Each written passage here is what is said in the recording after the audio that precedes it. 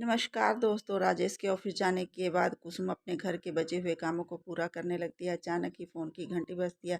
Phone उठाते ही उधर से राजेश की आवाज़ आती है। आवाज़ बहुत चहकती हुई सी, तुम्हारे लिए एक बहुत ही खुशखबरी है। आज से तुम्हारा मायके जाने का जो सपना था वो ख़त्म हो गया। बरसों का वनवास ख़त्म हो गया। तुम्हें उधर से न्योता है। तुम्हारे पूरे 18 सालों का इंतज़ार ख़त्म हो गया।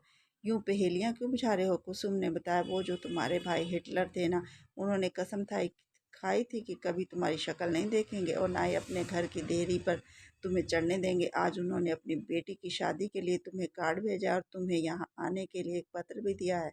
शायद उन्हें हमारे फ्लैट का पता नहीं था, इसीलिए ऑफिस के पते पर आया है।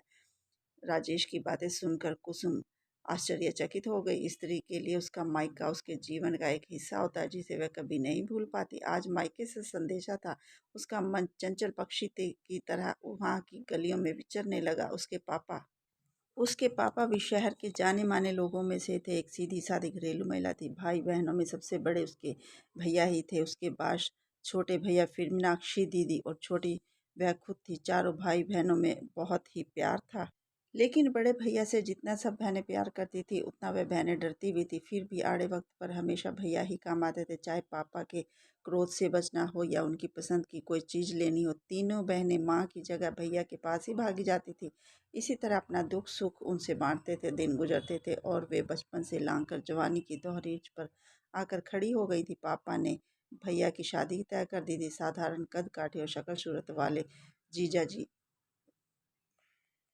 लखनऊ में इंजीनियर थे और वहीं पर उनकी शादी कर दी गई। जीजा जी बहुत ही सांवले रंग के, उनकी बड़ी बड़ी आंखों में एक अजीब सी हंसी दिखाई देती थी जिसे वे बेवजह ही हंसी में छुपाते रहते थे। इसी दौरान एक ट्रेन के सिलसिले में दीदी को भी रांची जाना पड़ा था। यह सोचकर वह बेहद खुश थी कि ढेर सारी बातें करेंगे, मस्ती मौज करेंगी। लेकिन वहां पहुंचकर उसका सारा उत्साह ठंडा पड़ गया था। उसे अब जाकर एहसास हुआ था कि दीदी के चेहरे की रौनक और आंखों की चंचलता क्यों गायब हो गई है, क्योंकि जीजा जी जैसा नीरस और क्रोधी व्यक्ति उनके उसने पहले कभी नहीं देखा था। हर समय ही वह दीदी को चिड़चिड़े आदमी के इशारों पर नाचती रहती थी। फिर भी उन्हें पत्नी में कोई गुण नजर नहीं आता था, बस कमियां ही निकालते रहते थे। लेकिन दीदी उनकी सहनशक्ति का जवाब नहीं था, जो चुपचाप उसे सुनती रहती थी। जिस दिन उसे पटना लौटना होता था, जीजा जी उसे बार बार कहते थे कि बोलते रहते थे, लेकिन वह उनकी बातों पर कभी झुंझलाती नहीं थी और एक अच्छी बेटी, एक अच्छी पत्नी की तरह हर काम पूरा करती थी। जिस दिन दीदी मायके आती, वो जीजा जी को बार बार समझाती कि मेरे मम्मी पापा को कुछ मत बोलना, लेकिन वो आज्ञाकारी बेटी की हम बनने की हर हद पार कर देते थे। अपना यूं घुट घुट कर जीना मेरी आत्मा को कम छलनी नहीं करता था। कितना अच्छा होता अगर आप भी उनके हृदय के द्वार खोल कर देखते। चौंकिए मत, क्या मैं जानती नहीं कि आपकी सहेली को आपका देवर राहुल उस पर चांद छिड़कता है। आप भी उसे बहुत कम प्यार नहीं करती हैं, फिर भी उसे अपने एहसास आसपास भी फटकने नहीं दिया जाता। क्या दोष था? यही कि वह हमारी जाति का नहीं था। पर आपको इस बात की ज़्यादा चिंता थी, मम्मी पापा की इज्जत की पर कोई आँच ना आए। मैं तो कहती हूँ अगर आप भी रमेश के साथ भाग जाती तो कौन सा आसमान टूट पड़ता, कम से कम आप तो चैन से रहती। दीदी ने झटपट पड़कर झट से अपना हाथ उसके मुंह पर रख दिया, पर उनकी आंखें भर आई थी। टूटे सपनों का दर्द जैसे उनकी आंखों से पिघल रहा। हमेशा ही वह मीनाक्षी दी की शादी पापा के काफ़ी ऊंचे खानदान में की थी। जीजा जी शहर के बड़े बिजनेसमैन थे और इकलौती संतान थे। इस रिश्ते में सभी लोग बेहद खुश थे। मीनाक्षी दी की सास भी बहुत अच्छी और सुंदर संस्कारी थी। वह हमेशा मीनाक्षी को अपनी बेटियों की तरह ही मानती थी। तो उनकी सासू माँ का रवैया भी बदल गया था कि उनकी वंश चलाने के लिए उन्हें बेटा चाहिए था। फिर शुरू हुआ एक के बाद एक गर्भपात का सिलसिला। किसी को भी ना हर जर्ज होते हुए भी शरीर का ख्याल नहीं रखा। उनके दिल को छलनी करते हुए कभी किसी ने समझौता नहीं किया।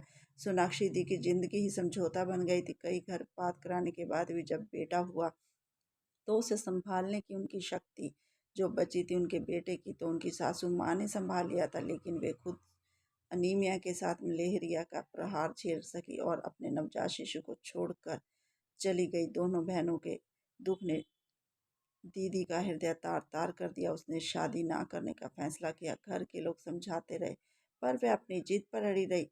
एसएससी करने के बाद वह रिसर्च में पूरी तरह डूब गई। वहीं उसकी मुलाकात राजेश से हुई। निश्चल मन का राजेश काफ़ी सुलझा हुआ इंसान था।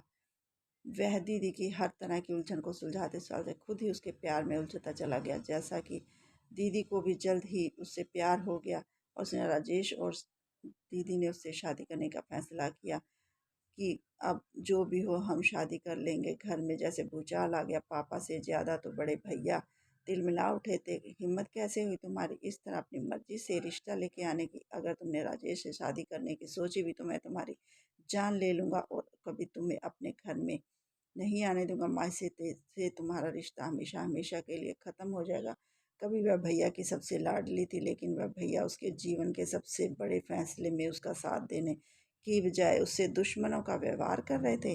ना पहले हुई दोनों शादियों से सीख ली, ना अपनी छोटी बहन के मन को समझने की कोशिश की। पूरे परिवार में एक माँ ही थी जो सिर्फ इतना जानती थी कि उसकी बेटी सुखी रहे, सुखी जीवन व्यतीत करे। इस शादी से उसकी पूरी संतुष्ट थी। शादी के 18 साल बीत गए थे, लेकिन वह अपने फैसले पर पछतावा नहीं हुआ था। राजेश के घर वाले उसे हमेशा इज्जत और मान देते थे। उसके दोनों बच्चे कलकत्ता में उसके जेठ की देख रेख में पड़ रहे थे। उसके जीवन में सब कुछ ठीक चल रहा था, लेकिन कभी न कभी उसे अपने मायके की आवाज़ डसने लगती। तभी काल बैल की आवाज़ सुनी। उसके भटकते मन पर लगाम लगी। वह दरवाजे की तरफ लपकी। राजेश ने अंदर आते ही मुस्कुराते हुए उसके हाथों में वह लिफाफा पकड़ा दिया और चाय के लिए कुछ कहने लगा। होश बस यही से पत्र खोलने बैठ गई हूँ। समझ में नहीं आता किस मुंह से तुम्हें आशीर्वाद दे रहा हूँ। जिस समय तुम्हारे सिर पर आशीष भर पर हाथ रखना था, उस समय मैंने तुम्हारे साथ बहुत बुरा व्यवहार किया। उस समय मैं खुद तुम्हारे विरुद्ध हो गया था। उनके बड़े भाई ने इतना सब कुछ उस लिफाफे में लिखा हुआ था। मेरे ही कारण तुम अपने घर में पराई हो गई हो। कई अपमान दर्द झेले हैं। अगर आज तुम मुझे क्षमा कर दो तो मैं तुम्हें दोष नहीं दूंगा।